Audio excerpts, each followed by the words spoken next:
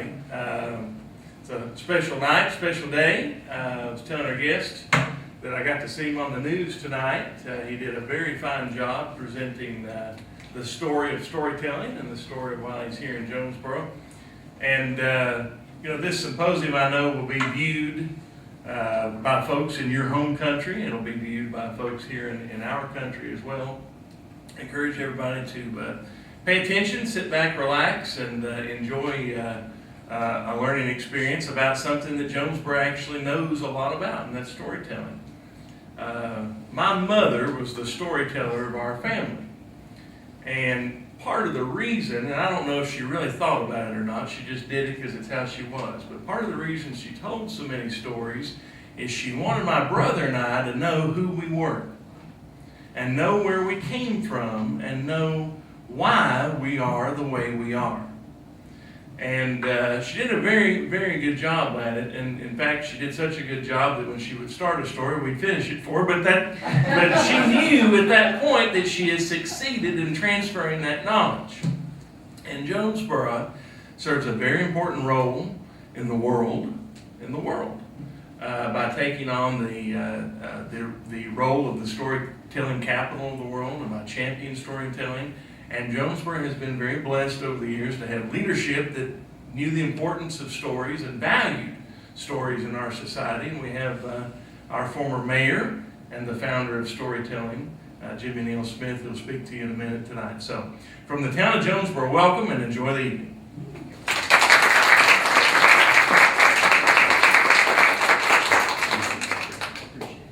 Thank you, Mayor, so much.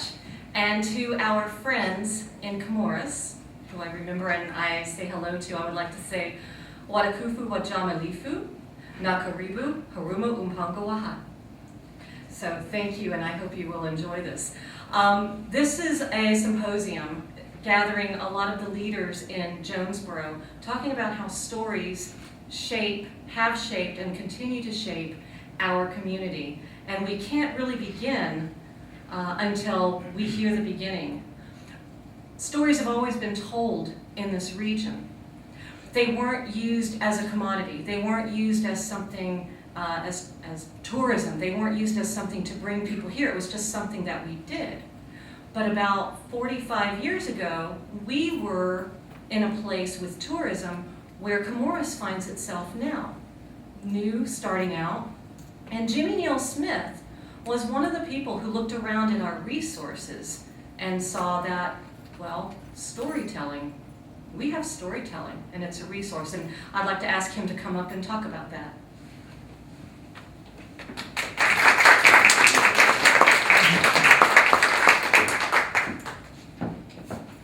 Thank you. Do I know everybody in the room? I'd like to think so. I want to thank Mayor Wolf. I want to thank Jules. I want to thank the presenters tonight.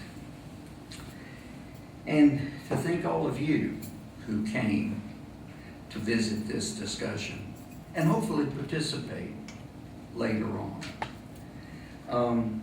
Well, thank you for your contributions to our community, the community that we love. Thank you. Now, as for me, I'm just a country boy with a dream. That's pretty much the total scheme of things in my life. I was born in Jonesborough, lived in Jonesborough. I've never left Jonesborough except for short trips, including Comoros, and wouldn't ever leave. But the dream that I have had over the years is a dream that is coming true day by day, year by year. And it's that dream that we're celebrating tonight. But it's not just my dream, it's our dream. As you know, Jonesborough is the storytelling capital of the world. And I think that we have earned that brand over the years. But it just didn't happen overnight. It happened 40-some years ago when I was teaching school at Science Hill High School. I was with some students. We were going to the printers to print the school newspaper. And we were listening to Jerry Clower on the radio. And he was telling a story about hunting in Mississippi. And we were laughing and nudging each other. And I turned to the students just at that time. And I said, wouldn't it be nice if we could bring storytellers like Clower to Jonesborough to tell tales together? Well, the idea just slipped away for the moment, but it kept tugging at me, pulling at me, wouldn't let me go. So I said, I'm going to present this idea to the leaders here in Jonesborough. So I did. I said, how would you like to have a storytelling festival? And they thought a minute and looked up and said, well, what the hell's that? They were confused. They didn't quite understand. I said, let me tell you about my dream. So I told them about my dream. I said, you know, we're losing our stories. And my dream is that one day we will all honor and celebrate this important piece of our history, our heritage, and our humanity.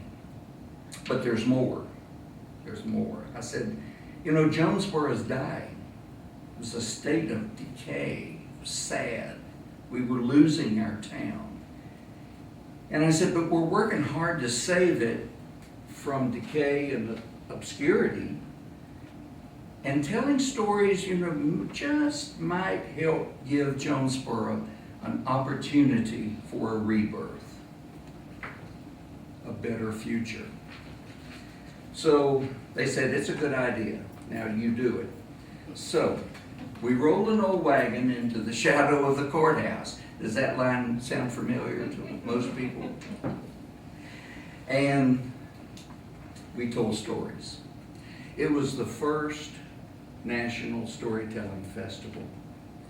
It was the first public event devoted exclusively to the art and tradition of storytelling. And it was an event that helped ignite the revival of storytelling that has spread across the country and, of course, eventually across the world. 2 years after that festival, NAPS, it's a wide awake group that we formed there called NAPS, National Association for the Preservation and Perpetuation of Storytelling. It was founded in 1974 and 75 and became the organization that in those days began to take a leadership role in the storytelling movement. NAPS became the National Storytelling Association. The National Storytelling Association became the National Storytelling Network and the International Storytelling Center. 20 years after that first festival, I was pondering the future of the storytelling movement. I was pondering the work that we were doing and what would it lead to. And I felt that something was missing, but I didn't know what. So one day, Susan O'Connor, who works with the center, and I went to a conference. This was in early 1990s. The conference was a Tennessee Arts Commission conference in Johnson City. And the speaker was Bill Strickland. I'd never heard of the man, but I will tell you, he is a giant among men. He is a potter, and he was from Pittsburgh, has lived in Pittsburgh. It is very similar to the way I have in Jonesborough. But what he told us was about an institution that he had founded in inner city Pittsburgh that would help give young children an opportunity. And it has become nationally, even internationally known. But here's what he said. I pulled my chair up real close and I listened real close. And he said, I challenge each of you to go home and build an institution that confirms and makes real what you know. That's all it took. 2002, the International Storytelling Center was opened with a Teller in Residence program and a great hope that the center would be at the forefront of the revival of storytelling long into the future.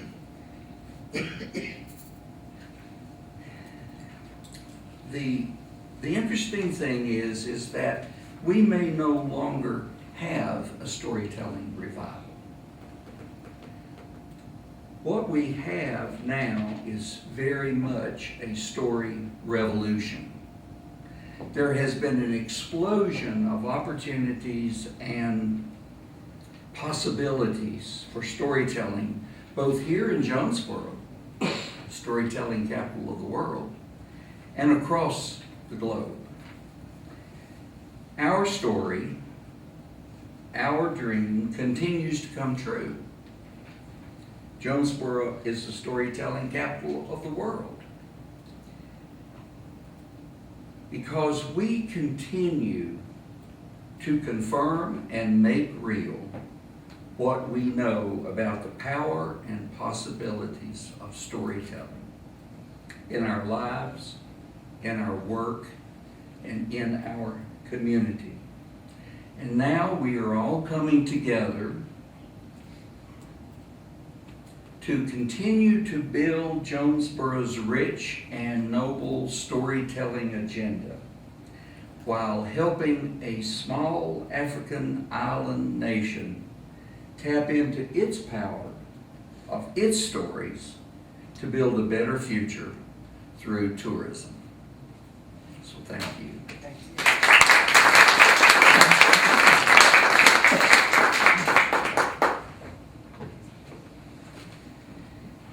And where we are now is a new director of the Storytelling Center, Kiran, Sirah, and he's going to talk about where story is now and also how it connects us, not just here, but to other places around the world because it is the International Storytelling Center. Come on up, Kiran.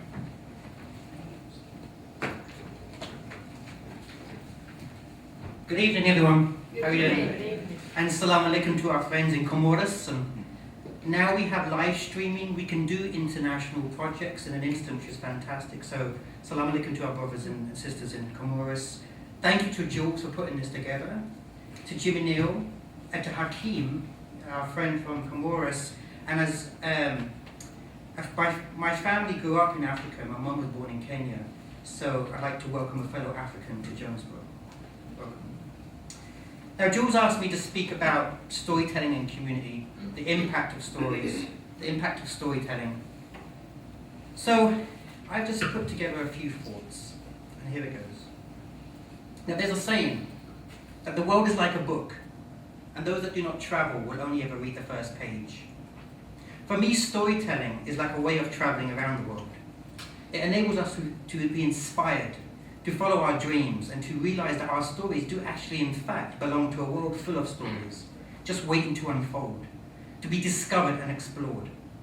When we tell and listen to stories, in fact, what we are doing is holding up mirrors to our own cultures, and so that we can relate and we can realize how we travel in other people's paths very similar to our own.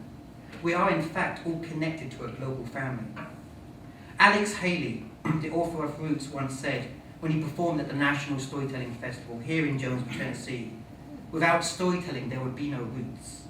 Because when we sit back and think about it, the future of our world depends on this connection. Storytelling has been part of my life ever since my family were expelled from Uganda. Around the same time here in Jonesborough, Jimmy Neal created the world's first public storytelling festival of its kind. At the same time, my family were forced to flee their homeland in Uganda with very minimal possessions, and they used their stories to establish themselves in a new home in the UK, where I was born 4 years later. The same stories that I listened to as a child and retold in my own way, as I navigated between two worlds and eventually realized how I could find my own place in the world. And that is why I see the crucial role of telling stories, as it is something that continues to inspire the next generation of young people. It empowers young people to shape a sense of who they are and where they're going, and who they want to be, and to establish their own voice in the world. In the same way, stories offer a route for people, whether that's the work of the Storytelling Guild, the Cromley House, work with schools and young people, or hospitals, or stories that we listen to in this very theatre, that we cap and retell as we sit with friends in local restaurants. It is through the power, the ancient tradition, and the arts of storytelling that we are able to learn about where we come from, who we as a community want to be, and how as a community we want to play our role in contributing to a better world. The power of storytelling is unquestionable. We have been telling stories as long as the first forms of communication. And if I was to hold up two pictures, just to illustrate that, you can see one, very similar pictures.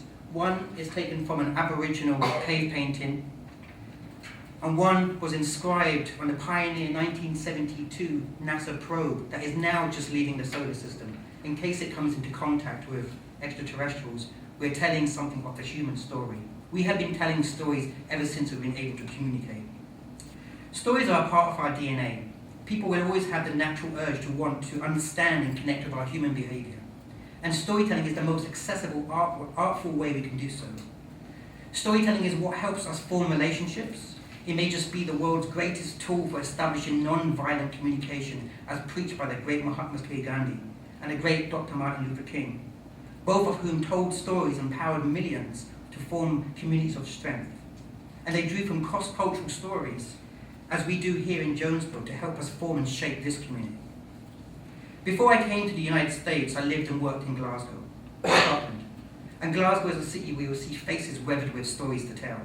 A city of 3 million people, 1/3 below the poverty belt, the highest cluster of child poverty in Europe, and over 360 gangs that form and fight for territorial spaces each day. Some of these gangs have 5,000 members, and they stem back to narratives from Reformation period to Irish migration, and the deep level of sectarian history that has riddled both Scotland and Northern Ireland for years. And it can be seen in the arena of sports, politics, groups, displays, and buildings around us. However, when the city of Glasgow and our friends in Northern Ireland began to invest in the arts and use the arts to tell untold stories, they saw this as the most effective tool to build a new 21st century identity. Not to ignore the past, but instead to reveal it in new ways. In 1999, Glasgow became the European City of Culture. It became the European City of Architecture, and turned round a perception and became a hub for cultural thinkers, arts, and story makers. From those emerging from a 30-year-old war that we call the Troubles. Storytelling was used as one of the most effective ways to establish peace in a divided community. A community that now uses its story to invite visitors from across the world. In 2007, a project I helped to develop was to mark the 200th anniversary of the abolition of the British slave trade. The act that became the beginning of the end of slavery within the British Empire. Now, it was a past not to be forgotten, but it was important also to celebrate the abolitionist history. A different type of story, the fact that Glasgow and Belfast each year, to this day, celebrates the visit of Frederick Douglass, to the life of Nelson Mandela that was invited to Glasgow, and his abolitionist poets like Robert Burns, to the story of the building of the ship of the Titanic in Belfast, and the many other aspects of storytelling that is now used to empower tourism and community belonging, and political storytelling for cab rides across the city of Belfast.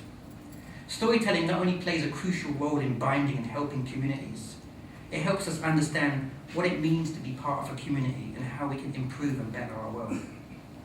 Last year at the National Storytelling Festival, Elizabeth Ellis, she told a great story at the Midnight Cabaret. It was my first festival here in Jonesborough. And she took us on a journey that made us laugh with tears. But she closed the story, a very important story, and she told the story of mothers of fallen Confederate soldiers that laid the wreaths on gravestones. But when they looked around and saw the gravestones of Union soldiers, they decided to lay the wreaths on those stones too, because they were the children of somebody's mother. As people went out into the night air, she reminded us that no matter what is going on out there, and note this was during the political shutdown in this country, what storytelling does is help us to understand one another. She reminded us to stay connected for what is truly important, to look at beyond labels of difference, borders and barriers and divisions, and to embrace the spirit of the one human family, regardless of who we are, where we come from, or what histories we belong to. In this town of Jonesborough, storytelling has empowered us all to understand how our built heritage, how our individual stories intertwine with our intangible cultures, and has helped to forge one of the greatest communities I've ever had the chance to belong to. What the Arts of Tennessee described last week at the American for the Arts Convention, the greatest grassroots project in the state of Tennessee. Now, I'm not a politician, I am an arts advocate, so I'm going to use a little bit of data and statistics. When 10,000 people descend on the town for 3 days of storytelling in October, when 26,000 people come through the doors through the year, or 500 community volunteers have opportunities to participate in family-based participation, when 111 jobs are created through the festival, and the economic impact is around $7 million to our local community, not just Jonesborough, but for the region and beyond, then we know that the arts of storytelling does make more of a difference. It's more than just creating excellent storytelling programs. It's what I like to call the People's Project, and the Storytelling Festival, the People's Festival. This can only be good for all of us. Now, I'd like to end here with a Buddhist belief. Now, I'm not a Buddhist, I'm a Sikh. I'm not a very good Sikh, but I am a Sikh. But I used to be a curator of the Museum of Religion before I came to America, and I got the opportunity to learn and go on retreats with Baha'is and Buddhists and Jews and Christians and Catholics and Protestants. And I remember going to a retreat and seeing lots of Buddhist monks staring at a bowl. And I asked them what they were doing, and they explained it to me. And I kind of like to think this is a great metaphor for community. When we look at the bowl, we think of farmers that grew the crops. When we think of the workers, we think of the workers that produce the food that we eat. We think of the metalsmiths or the craftspeople that made the tools that we use to eat the food.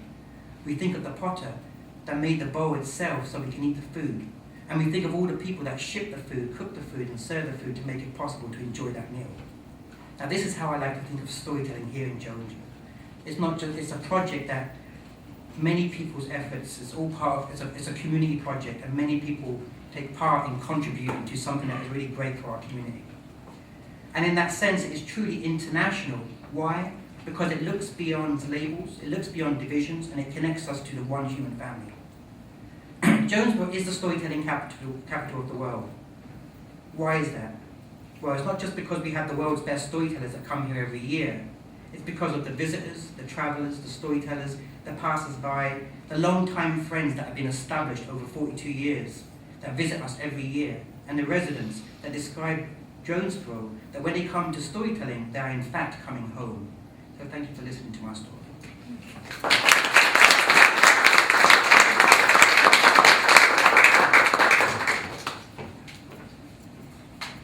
Thank you, Kiran. Connection. Stories connect us. And stories have connected us all the way to Comoros, Africa, a tiny island nation near Madagascar and the Mozambique Channel in the Indian Ocean. And I would like to call Hakim Boinamze. Boinamze? Yes. Hakim Boinamze. I had to work on the last name. We met Hakim last year doing a story project in Comoros.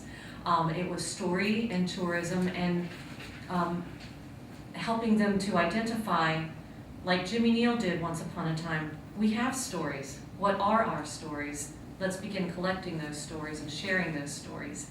And so the first group of students were connected with that. Another workshop happened, and it dealt more with tourism. Hakim was involved in that as well. And then he was able to come to this country, and he's been here about a month now. And this is one of his last stops on his trip. And I would love to hear from Hakim about his country, what's happening in tourism there, and what he's learned along the way here, and the things that he would like to share with us. So Hakim.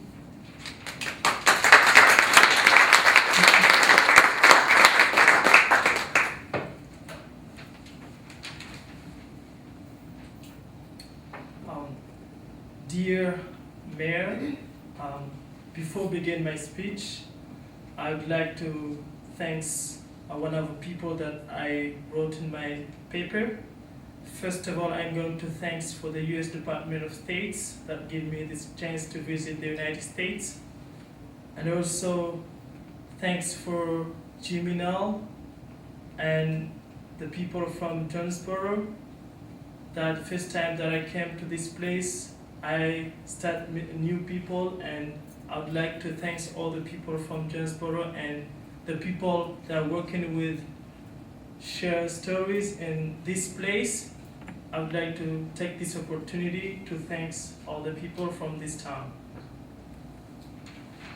As said, Jules said, my country has been known a long time ago and discovered by people from Arabic, and got a name that people from that time they used to call my country Juzul Qamar, which is known by the land of the moon. The first time they came to my country and they saw the moon shining in my country, they just got the name to say, let's call this country Juzul Qamar. That's people start translate that word to call the land of the moon. When you come to Comoros at night, you will see the moon shining and the stars shining. That's how my country used to call a long time. But now people just say, let's change a little bit the name and call Comoros. As people and Jules said, one of my program here in the United States is to come here to see and share ideas and learn how tourism is developed in this country. That people now realize that tourism becomes one of the #1 industry around the world that people takes care to develop, because it causes and it creates more jobs opportunity for people, and also it time to preserve and protect the culture with heritage surround people. So as she said, my country is located in Africa between Madagascar and the Indian Ocean, which is the first time I came here, and the people that I used to stay with them during the program, everybody introduced his country in front of American people. For me, if I am talking about my country and I taught my friends my country, that I am from Comoros in Africa, they will say, where is Comoros? We don't know where it's located. I have to explain them, but it's hard for them. When I explain them, they want to go to look in the map and see Comoros. They may get difficulties to find my country because it's really, really small in the map, but they know people that have been visited my country, they realize that Comoros is true, it's a small island, but it's a place people to go to visit and go to see people how welcoming people live in that island. So we came to here to see how tourism, because I realize, and people in my country that we have been thinking to promote tourism, we realize that tourism is not really developed, and people don't think that tourism can help in a country to create more jobs and help people protect the culture. That's why I am here to share ideas and to learn and see how people working in tourism and stories.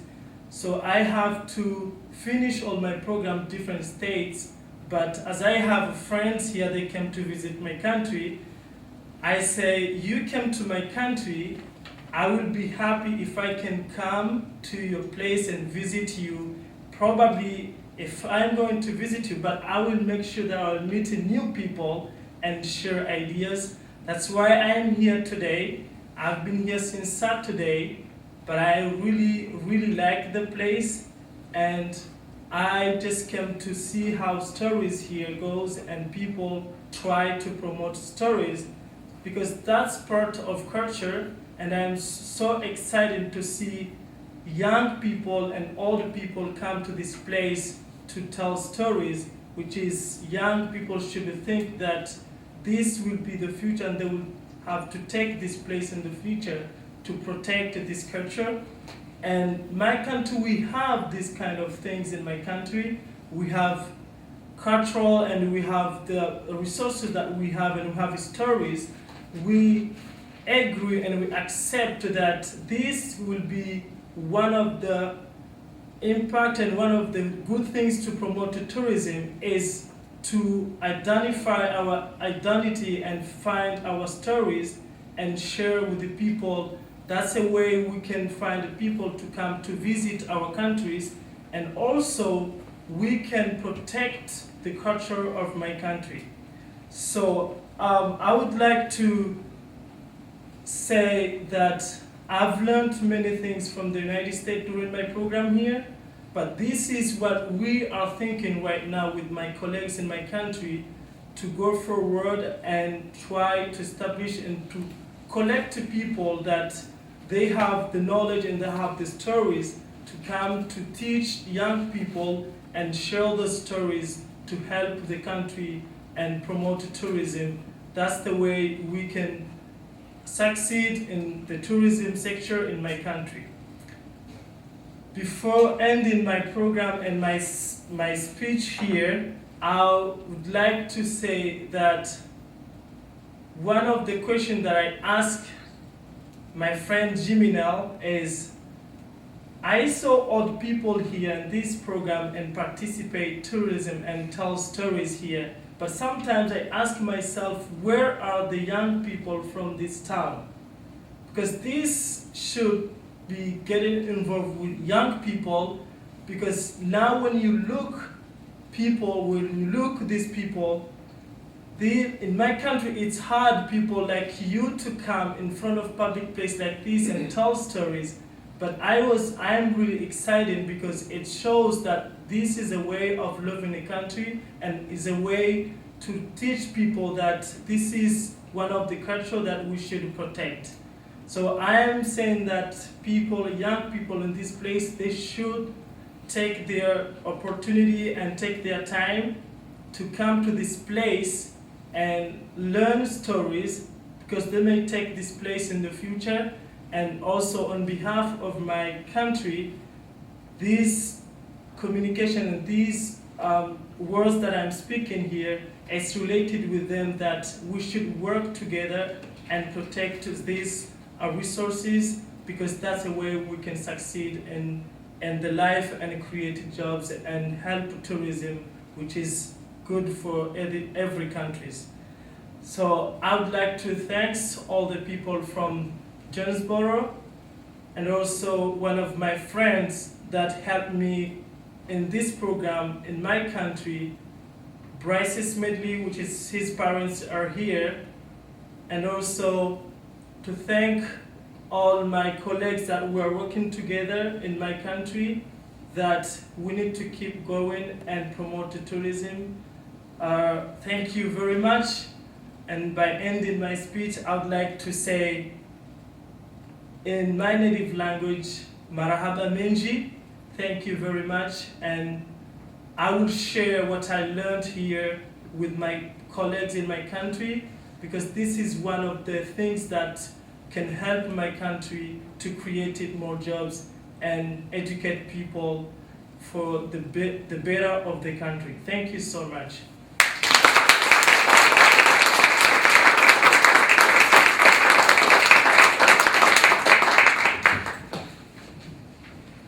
One of the things that I was really struck by in Hakim's community and culture is, I went there during the season of the weddings, and there were dances that were happening, and the young people knew the stories of the village and the songs of the village through the song and the dance that they shared. And I was wondering, Hakim, I carried a big, huge Comoran drum home, 5 flights, 15,500 miles on my shoulder over 2 days, and it's here, and you are here.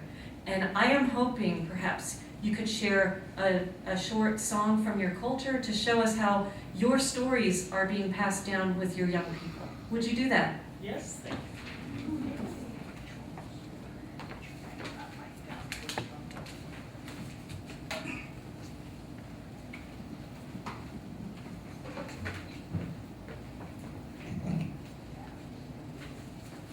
as Julius said, we have one of the biggest time to celebrate weddings is this month.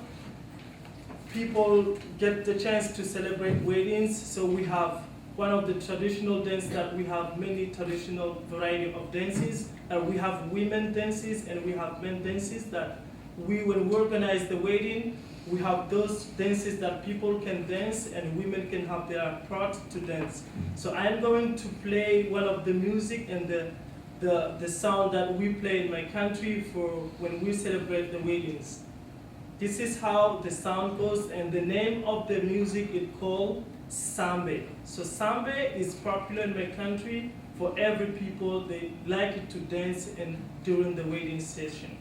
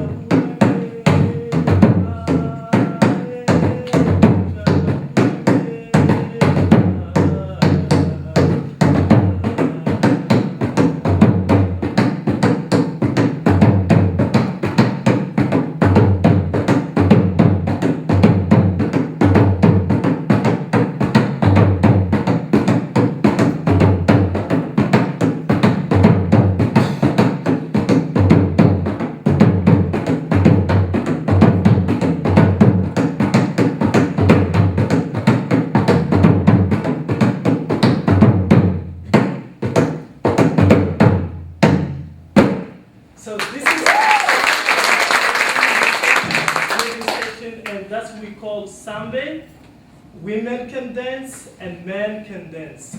So when you come to my country and I'm going to celebrate my weddings, I have to invite you and you have to dance this music because that's part of culture. And now you hear how to play. The last thing is to learn how to dance. Thank you very much. Thank you so much.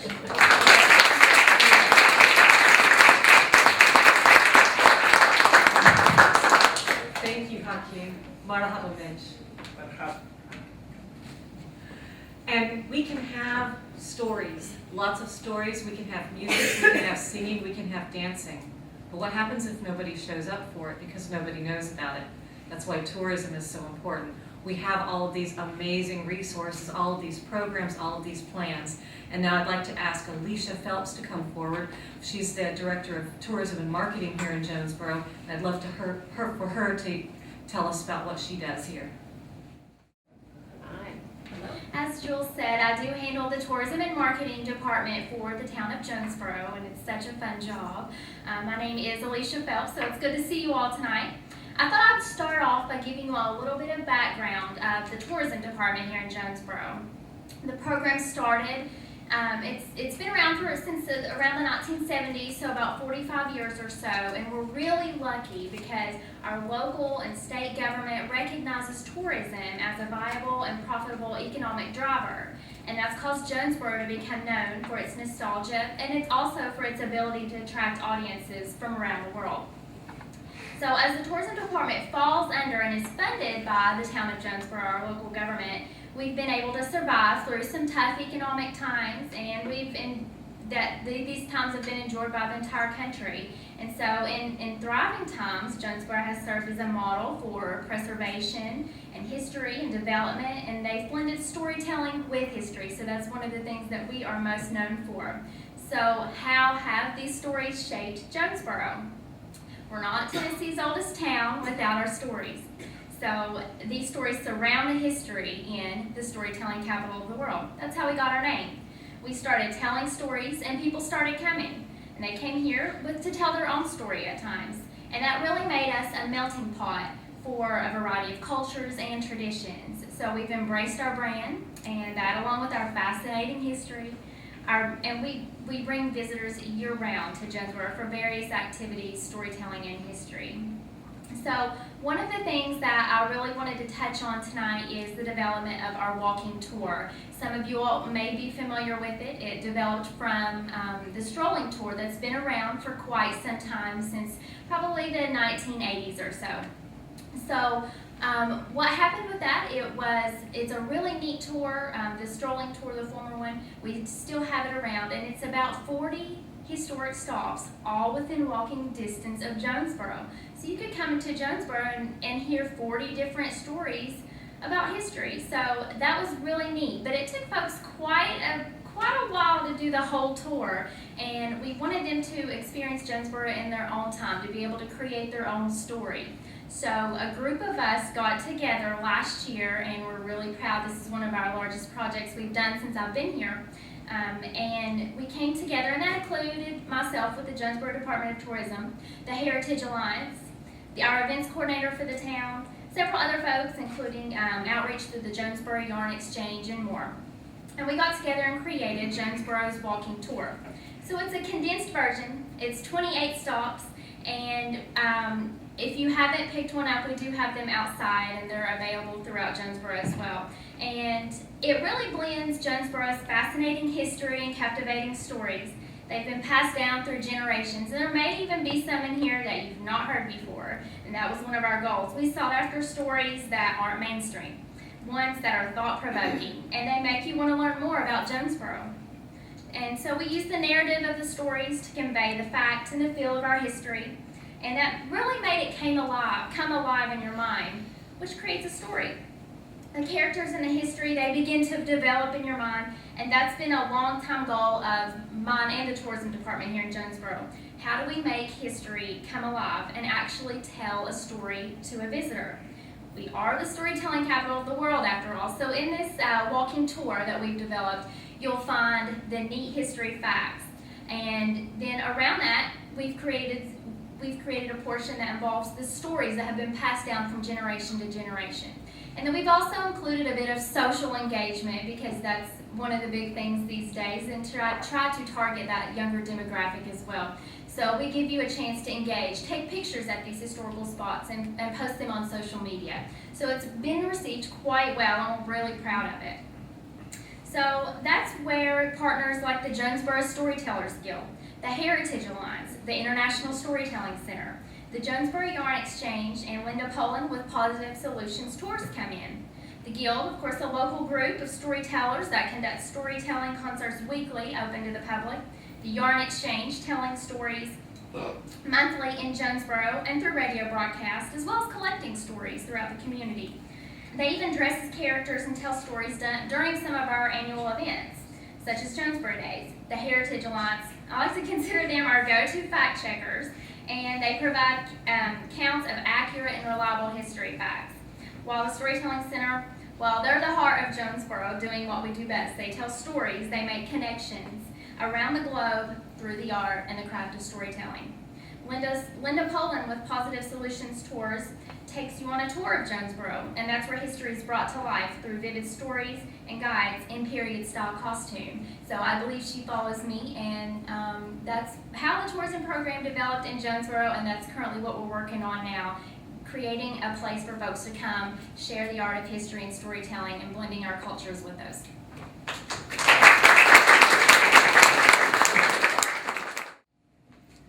Thank you, Alicia. And I know that one of the things that the people in Comoros are going to be wondering, and sometimes people in the United States wonder, is, okay, tourism, how does that create jobs? Well, I'd like to call to the stage Linda Poland. Linda began a company to give tours based on stories, and I'd like for her to come to the stage now and talk about that.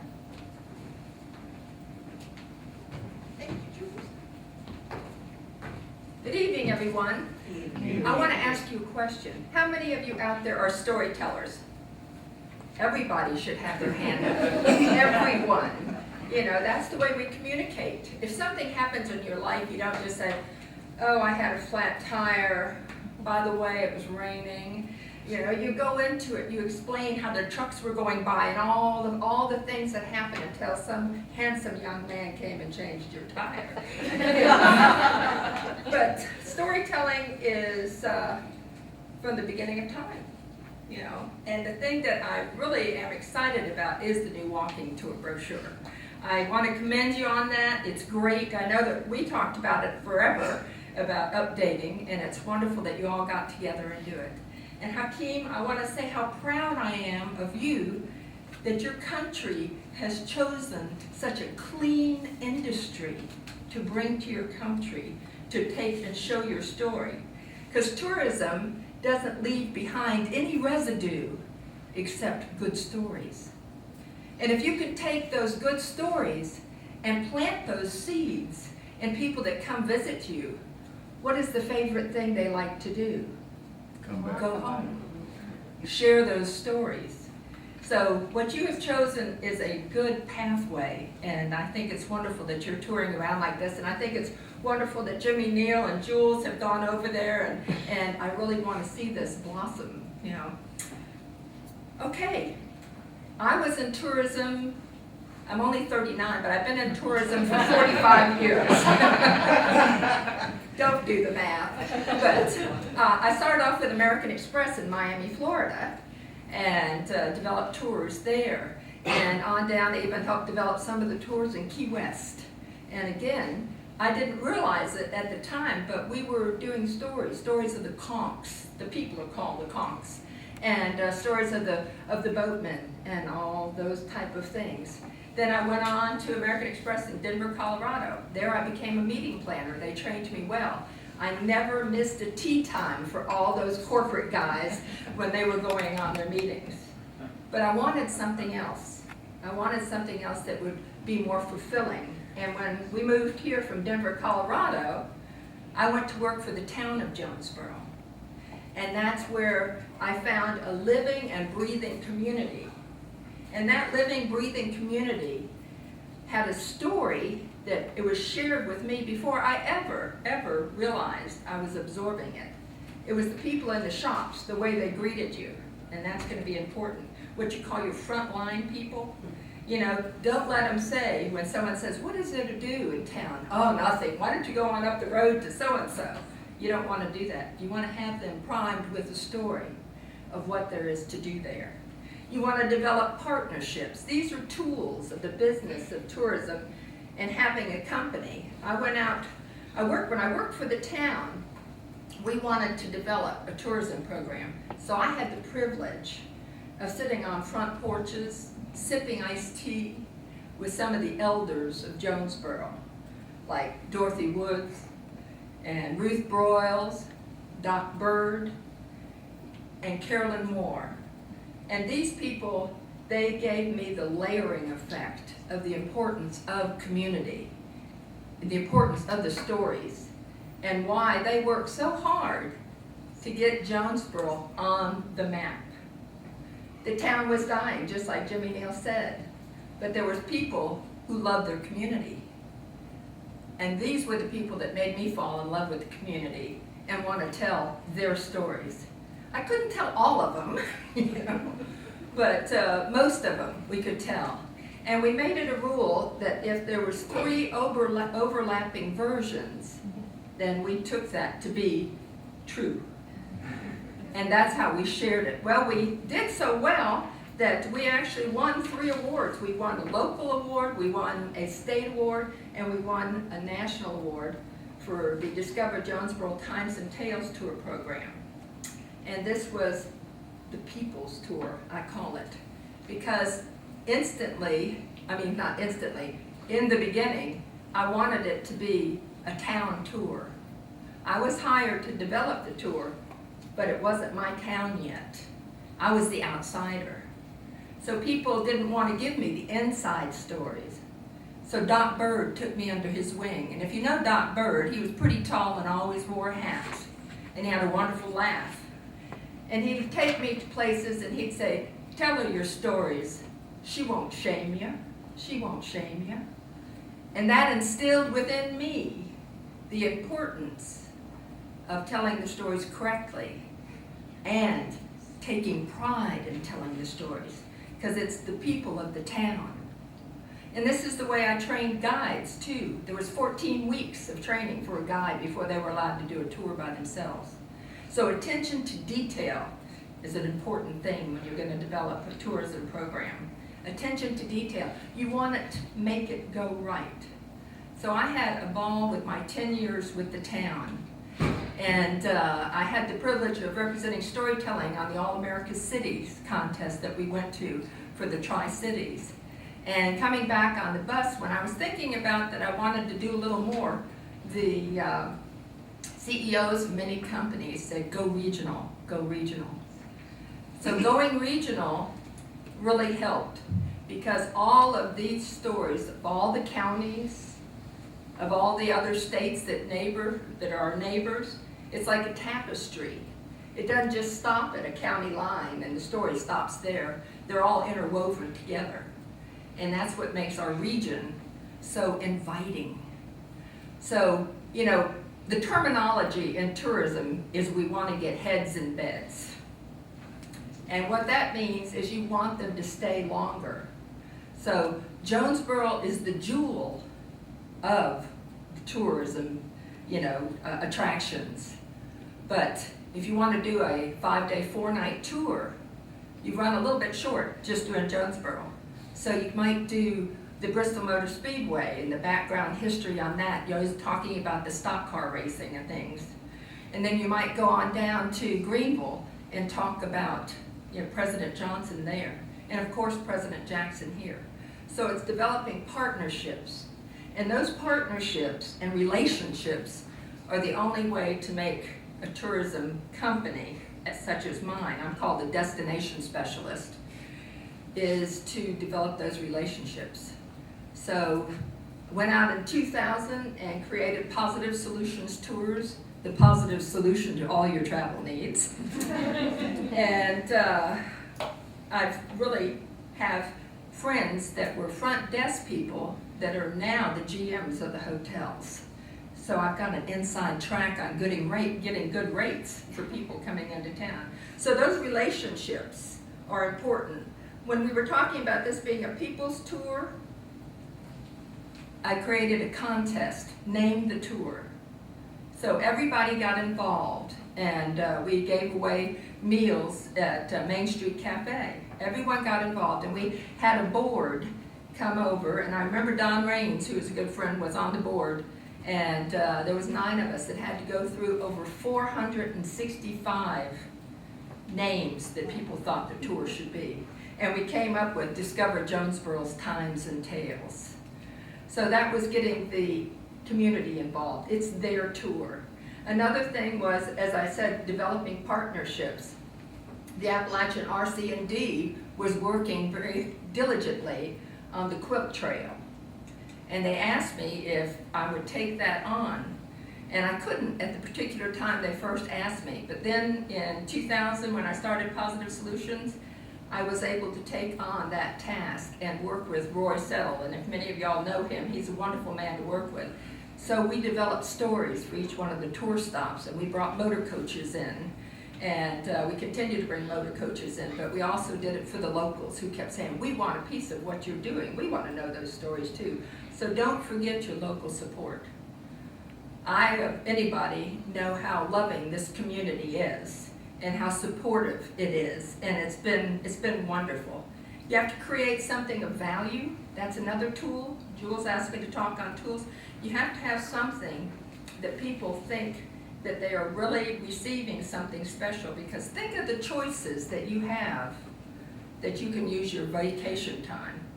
There's choices literally all over the world. So what's going to draw them here to our region or to Jonesborough versus if they go to Atlanta? So you have to have something of value, and you have to hook them, just like a good story hooks the audience early on so that you have their attention. You have to have that something different to attract them. And here in Jonesborough, we were one of the earliest ones to ever use storytelling to interpret the history of a town. So we used the art of storytelling to interpret the history, and we went into houses that were still lived in. we didn't talk about the furniture, we talked about the people and why that house was built and how it's used now and who are the people that live in it. It's a living, breathing tour. Plus it operated all year round. It wasn't just at a certain time of year where everyone got dressed up and went out. So we've won awards for that. We wanted to know what people wanted, so we listened a lot. That's really important. Just as it is to learn a story, you have to listen. And so we decided that did they want a lot of dates in chronological order of events, or did they want to hear the stories of the people who settled the town, who cut it out of the wilderness, and also stories of the people who continue to make it thrive? We chose stories. And I talked about building relationships. Also, you can't be a one-man show. I was for a long time, and then finally started developing a troupe of guides. And you need to really train them and make sure they know their stuff, because they're, once again, your frontline people. And you need to develop tourism with hospitality training. If you can do that and have the people that come at the gas stations, at the restaurants, at the movie theaters, at the hotel desk, know why it's exciting to live here or in this place. They're the ones that are interacting with your visitors more than anyone else. So, you know, hospitality training will be important for you developing tourism. Let's see, Dorothy Woods, I remember one thing that she said to me, and I thought it was, you know, of her own inspiration, but she later told me that she heard it from Churchill. So I don't know if she met Churchill or she was a pretty fascinating lady, wasn't she, Jimmy? You know? But she said, we make a living by what we get. We make a life by what we give. And the people in this area are so giving and so sharing that that's what makes it thrive. One of our tours is called Our Four Corners Region. And people say, well, what is it? You know, we've only operated it about 8 or 9 times with motor coaches because it's a fairly expensive tour. But our 4 corners of our state, you know, there's Tennessee, there's Virginia, there's North Carolina, and there's Kentucky. And if you take and look at all the things to do, it's easy to do a 5-day, 4-night tour. So spreading out and getting those partnerships developed. You need to make and build relationships with the tourism people in each town, and you need to build a relationship with the administration of the town, the government of the town, so they know what you're doing. You need to go ahead and be serious and get a business license so that they know you're, you know, wanting to do well for the town. And when you're looking at your audience on tours, you want to make sure that the things that you share brings light into their eyes. You don't want them standing there just about ready to keel over. And you don't want your docents or guides playing with the change in their pocket either as they're doing a tour. You want professional guides. It really pays off in the end. It really does. But I believe that's about all I have to say. One of the things that's really worked for me is one-call convenience. We can do the hotel, we can do the entertainment, we can do the meals, we can do the tours. So we do murder mysteries, we do storytelling at different sites. We have a storytelling pathway, which is one of them that follows the pathways of the pioneers and the presidents. But you want to offer convenience, and you want to offer attention to detail. I take and do a comment sheet on every tour, so we get the feedback. I follow up with a thank you letter, and I ask them for referrals. And I'd say probably 40% of our business is repeat clientele. So over the last 14 years, it's done well. Even with tourism down and me being gone for almost a year, you know, it's fun and exciting to come back and see the town and see what Alicia is doing, and Deborah and everyone else in tourism to make the town a thriving destination. Thank you very much. Now, when I began as a playwright about 20 years ago, I had a mentor from right here. Before I even knew right here was right here. I didn't even know about this area yet. I was from the East Coast, but I met a playwright and writer called Jo Carson, who's from right here in Johnson City over on Polk Avenue. She used to live there. And she used to tell me, girl, never let the facts get in the good way of a story. But Deborah Montanti, I can always rely on to never let my story get too good. Come on up, Deborah Montanti. She is the director of the Heritage Alliance. She keeps us straight with our facts and history around here. Folks just call me the history police. If you're not familiar with the Heritage Alliance, we're the local preservation nonprofit. We operate 2 museums, a one-room schoolhouse, stewardship of the historic cemeteries in town, provide town tours, and serve as a resource for all of the groups that are represented here today. What I am actually is a public historian, and I embrace story. In a sense, we provide the raw material, the research, the artifacts, the photographs, the documents, which are the substance of our stories. We've all heard it said, if only these walls could talk. Folks in Jonesborough, they do. When the American was going to be built on the hill behind the Oak Hill School, we tried everything we could think of to save that building. It was a beautiful, lovely Greek revival that had been standing on that site since the 1840s. Due to the lay of the land, we couldn't move the house. Leaving it wasn't an option. It became evident that the home was going to be demolished, so we decided to salvage what we could. During the process, we noticed that the home was situated just so that it had a direct line of sight into a particular area of the old Jonesborough Cemetery. So we took a walk to the cemetery. And what we discovered was what the walls of that house already knew. Its front porch overlooked the graves of infants who had been born to the family that had built that home. The Smith Wells house was salvaged, and its material was used in the building of a new home in the historic district. A home that pays homage to the stories that those walls could tell, and because it is now safe within the historic district, those walls will continue to tell new stories of new families. As a community, we work together to help people listen to what our buildings, our belonging, our history has to say, what it tells us about where we came from and where we're going. Story is a means of teaching. Here's an example. The Oak Hill School was built in 1886 and served the Knob Creek community through the 1950s. In 1996, our organization was approached to relocate the school to Jonesborough to save it from demolition. We restored the structure and use it as the site of an educational program that provides participants with the experience of a 19th century one-room school. That's one way to describe what goes on at Oak Hill School. Here's another. As part of our one-room school living history experience, we asked participants to write us letters to tell us how they liked their day and what they did during the day.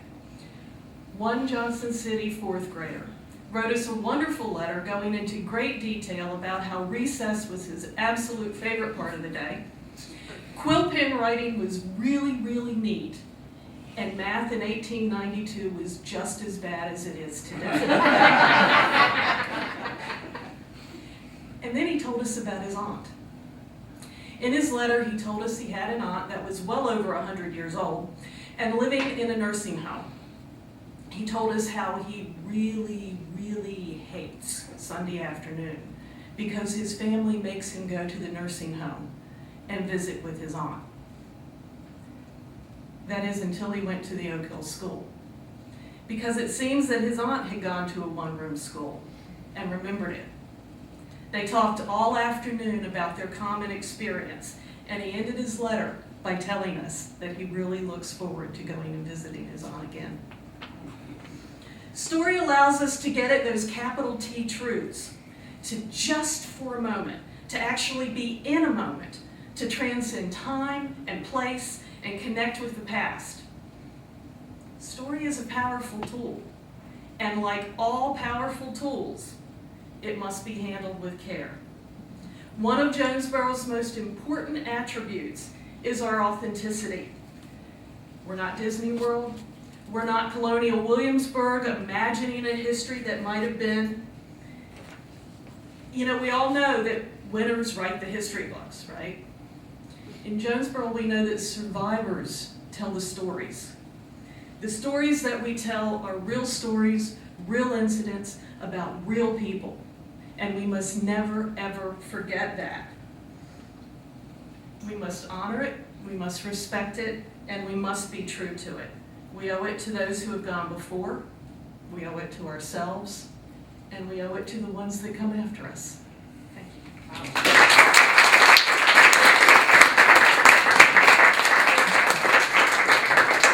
Thank you, Deborah. There's another organization here that also helps to preserve as well as perpetuate the art of storytelling. About 20 years ago now, the Jonesborough Storytellers Guild was formed, and I'd like to ask Saundra. Oh, she was coming. Okay. I can't do those stairs. Saundra Kelle is the president of the Jonesborough Storytellers Guild, and I would love for her to tell you about the guild.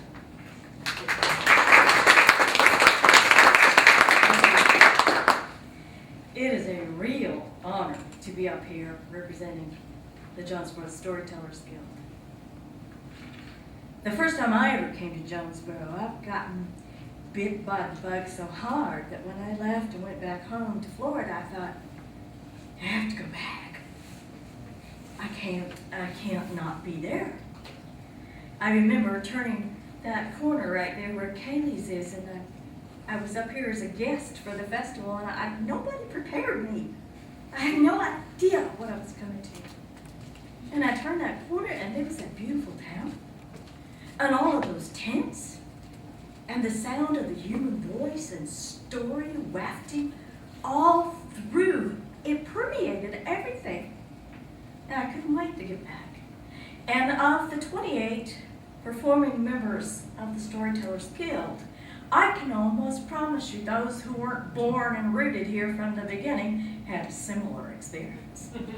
It's not unusual, although some of them will claim it. 20 years ago, yes, one of Jimmy Neal's connections, David Joe Miller, realized that there were storytellers here in this town who wanted to tell, and they wanted to tell well, and they wanted to tell often. So how could they get that opportunity? They met over at Marcy Holly's house, down in that big stone room, and they formed the Jonesborough Storytellers Guild. And that was the beginning of our history. 7 people, 2 have passed on. 5, even David Joe, even though he lives across the mountain in Asheville, are still active. They have formed the root system for our guild. When someone wants to join the Jonesborough Storytellers Guild, and trust me, they do, we have learned that we cannot simply just open the door and say, come in. That's not what this guild is for. We have developed a mindset. Not only do we perpetuate stories, but we try to make the storytelling as good as we can get it. There are other places where you can go and sit by the fire. There are other places. There's Leon Overbay's boot camp at the Crumley House for people with brain injuries. People climb all over themselves to get to go there and have him train them to that wonderful group of people.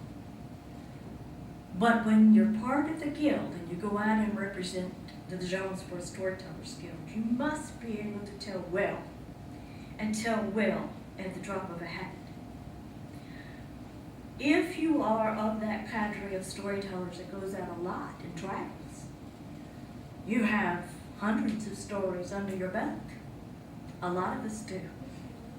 When you go out from Jonesborough, Tennessee as a member of the Jonesborough Storytellers Guild, and you're introduced as a member of this troop, you got to know that you're introducing someone who's prepared, who has stories, who knows the history, who is going to be truthful, who's going to be faithful, and who's going to have done the research to tell good stories. Are we good every time we get up here? Are you? Do we try? Do we try hard? Yes.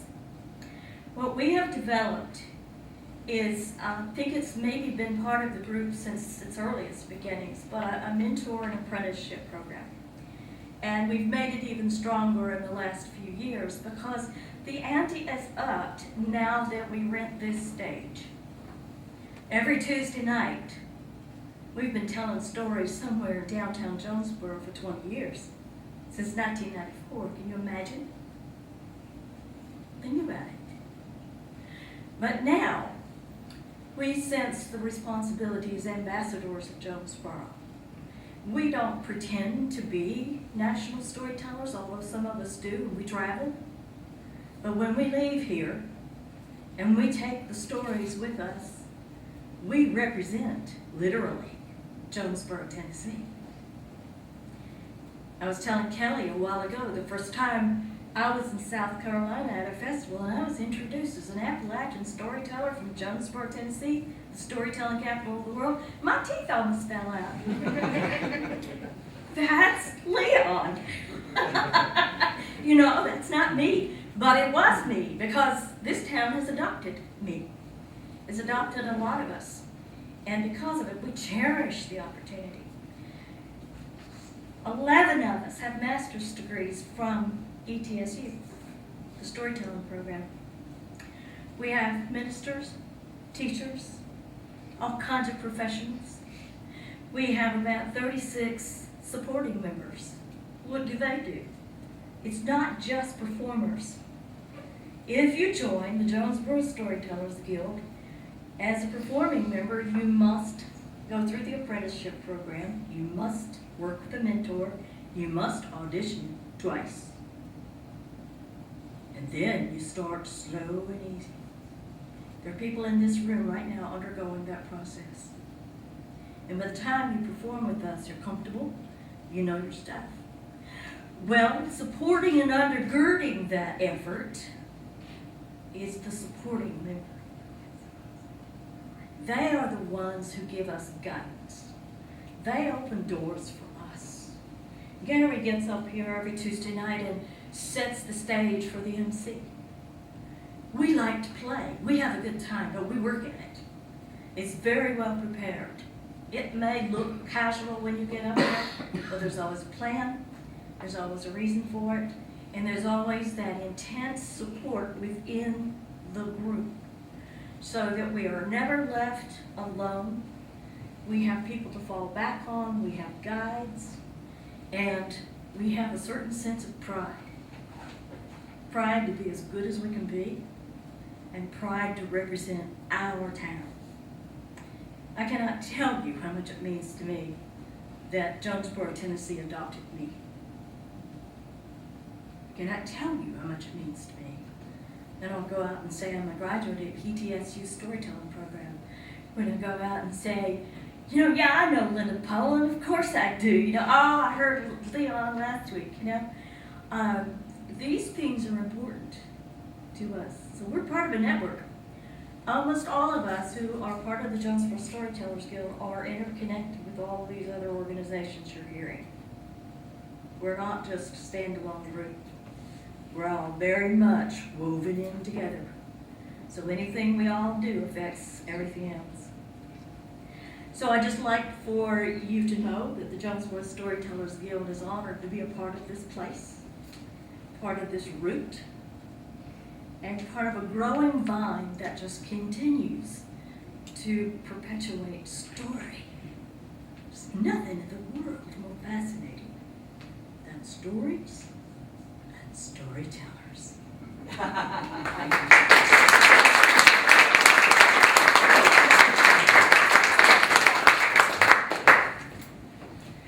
Thank you, Saundra. There's one group that wasn't able to send a representative tonight, but the night can't go on without just saying a quick word about the Jonesborough Repertory Theater. theater is another form of story, and it happens here on a regular basis, and it has for many years. And what does that have to do with the economy? They have about 200 seats in their theaters that they fill many times a weekend during the times that they have their shows, which accounts for thousands of seats through the year. That's bringing people downtown, it's filling in restaurants, it's people shopping, and so it has a huge impact on our economy, but even more, it gives us a place to go to laugh, to be in community with each other, to share in a great show together, to go out and tell somebody, oh, you must see this show too, and have something wonderful to talk about. So that's the Jonesborough Repertory Theater. And our final group, before we get to our final group that I'd like to call forward is a relatively new group in Jonesborough called the Jonesborough Yarn Exchange. And Katy Rosolowski and Leon Overbay are going to come and tell you about that. But first, Katy Rosolowski.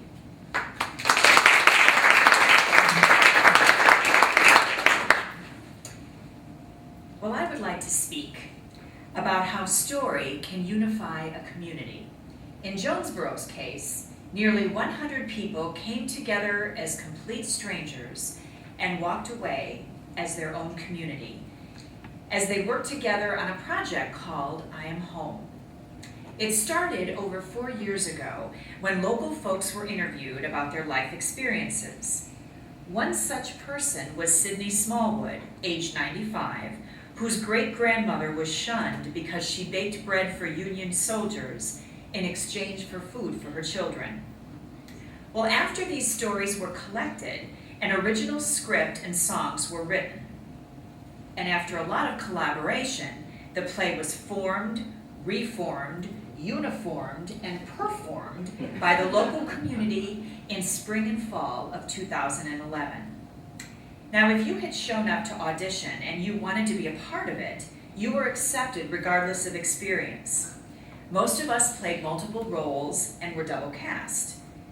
I Am Home brought together people ages 5 to 75, Hispanic, whites, blacks, newcomers, members of the old guard, as we brought to life stories from Jonesborough from the 18th century roots to present day. Well, at the end of this rather chaotic 7 weeks of rehearsal, each cast member was asked to make a top 10 list of what I Am Home meant to them. Well, tonight, I would like to share with you some of their answers. From Kelle, age 9.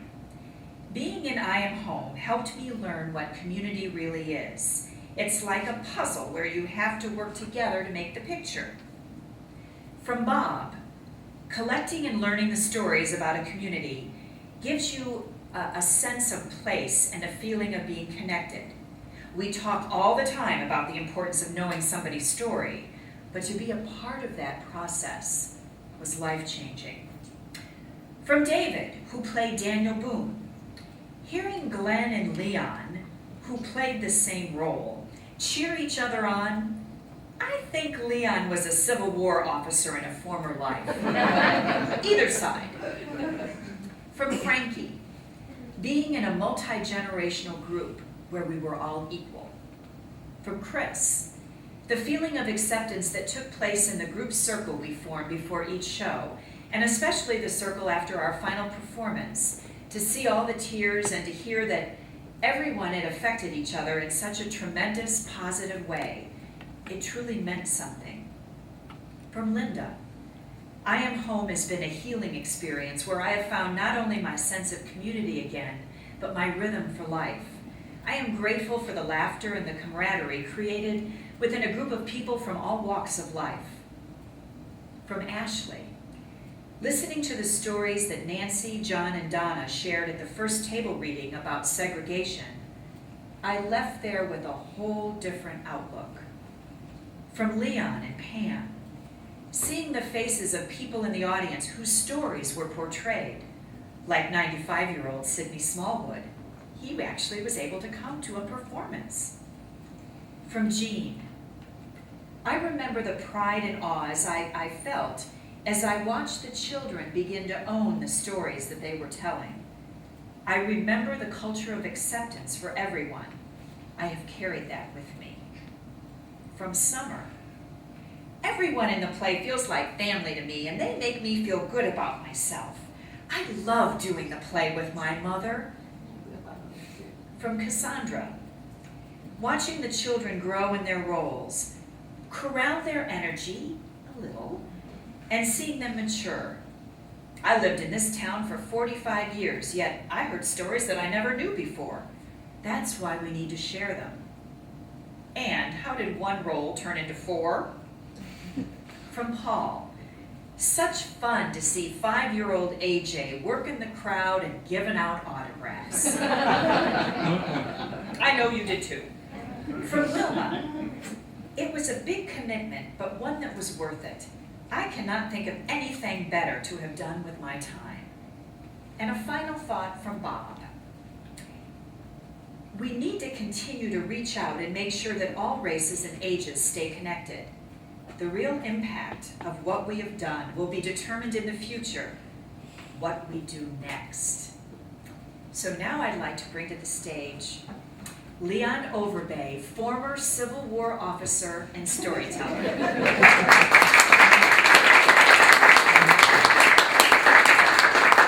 And what a community we build through story. Sharing the stories of Jonesborough with people from Jonesborough. 100 people, double cast. We were a community, we were a family. We really felt for each other. That was on my bucket list to be in a play. And I wanted to be in a play, and I wanted to do a musical, and I wanted to do some drama and do some comedy, and it was all there. And we all worked it, and performance after performance, we grew closer and closer and closer as a community. And I was thinking, at the end of this, our hearts are going to be filled with tears at our farewell. How are we going to handle this? Walking away from each other, not seeing each other again. And then there was an extension. We got another month on our contract. And we were all happy that we could do it for another month. And toward the end of that first run, we heard that, hey, we're going to do this again during the Storytelling Festival. So a few more months would go by, and a few cast members left, and a few more were added, and we still had 100 people in the next run in the fall of the year. And weekend after weekend, we would go to our performances, and we would build in that love for each other, and how bitter will be this farewell. But as the end neared, we didn't talk about saying goodbye. We talked about how we're going to keep this together. It's the power of story. And then Jules said, our playwright, Jules said, well, we could do a Christmas show. Let's get together and do a Christmas show. So I remember we all got together and did a Christmas show on this stage. It was called the Story of the Carols. But it couldn't end there. It couldn't end there. How can we keep this going? Well, our playwright lives in Georgia, and our composer, I guess if they had a place to stay and we could get them some gas money, maybe they would come back. And they did. And we worked it until the town figured out that they could use these people here too. But in 2012, we did the radio show monthly until it was finally picked up by a radio station. As we stand here right now, it is being broadcast on WETS FM to many listeners. As I speak, the show is being broadcast, and it's a great show too. If we catch the end of it, turn on 89.5 FM as we leave. We never did get the opportunity to say farewell, and I don't know what's going to come next. But usually after the show like we did Monday night, just a couple of days go by, and then we start talking. What's going to be the theme next month? Have you got a story? I've got a story. Let's do this, and it will continue. I don't foresee that farewell. I just see a new beginning each month as the community stays connected. Thank you.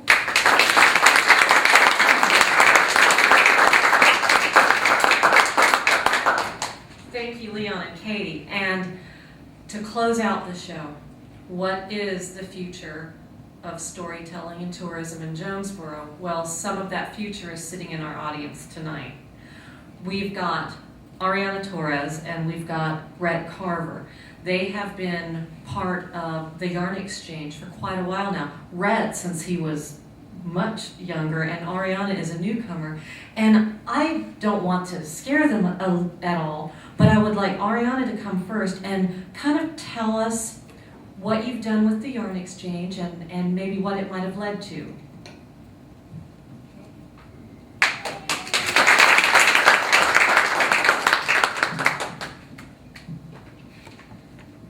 I love the Yarn Exchange because everybody gets to be a part of it, and it's about real people who are familiar with Jonesborough. Although the stories are real, they are also changed around. I like to see people smile as they relate to the stories we tell. I started out in Yarn Exchange radio show, and I still do Yarn Exchange, but now I am also in the JRT Cinderella production. I play a fairy named Faye. The character Faye is so funny and witty. Her and her friend Foxglove are presented almost through the whole time. They comment on Cinderella's life and they add comedy to the production. I can't wait to act in that part. It's fun for me to be in the JRT and the Yarn Exchange because they give your parts according to your personality and your ability. I'm so glad to be a part of what Jonesborough does with these amazing people and their talents. I have learned so much. Everybody has talent, and Jonesborough is a great place to display them. For me, Jonesborough is a great stepping stone for me to get to be in bigger things. Jonesborough is an awesome place to meet amazing people like Jules, and maybe even people who are just visiting, like Hakim. I love Jonesborough and all the people in it. Jonesborough, to me, is more than just the stories, but it's the people who tell them and the people who listen. That makes this place so appealing and favorited. The people are so sweet here, and even though you just met them, you're so comfortable that you feel like you've known them for years. It's a place that no matter your personality, Jonesborough is a place where you can find somewhere that you fit in and belong. I'm so thankful and blessed that I have run into Jonesborough.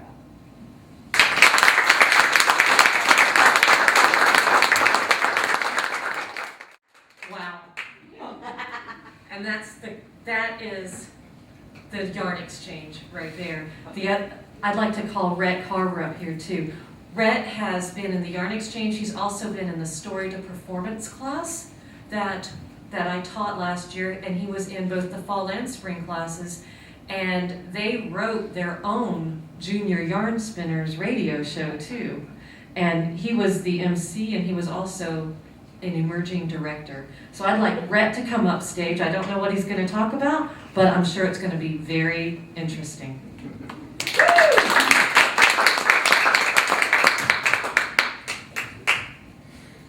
Hello. Yes, my name is Rhett Carver. So I was in the Junior Yarn Spinners, and the Jonesborough Yarn Exchange is like this group that people gather together, and they just share stories and have fun with each other.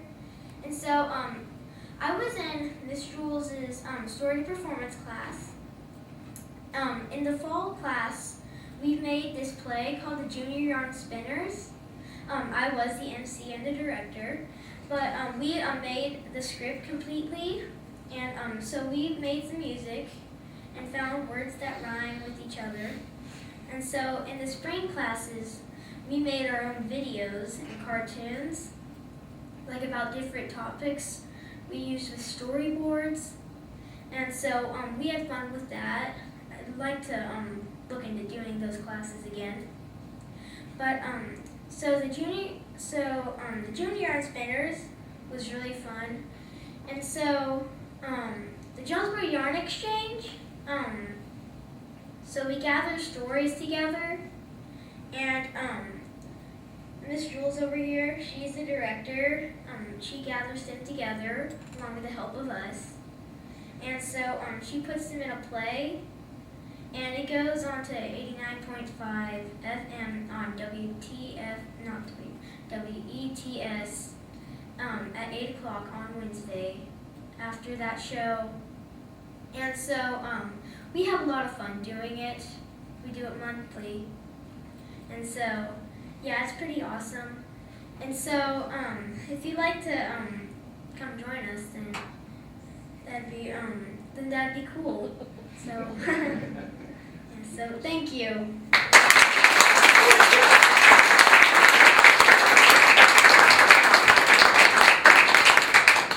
And thank you, Rhett. Join us anytime. And that's, I think, a sentiment of Jonesborough is you're welcome. You're home here if you want to be. I'd like to thank everybody for coming out tonight and sharing. Thank you everyone on the panel, and thank you Hakim, who I think wins the prize for being the longest distance visitor. And we also have something for you from Jonesborough. If you'd like to come up here, we'd like to present you with a shirt. Listen, everyone has a story to tell.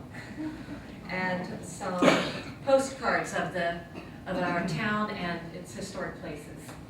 So, thank you very much. And thank you, everyone. Good night.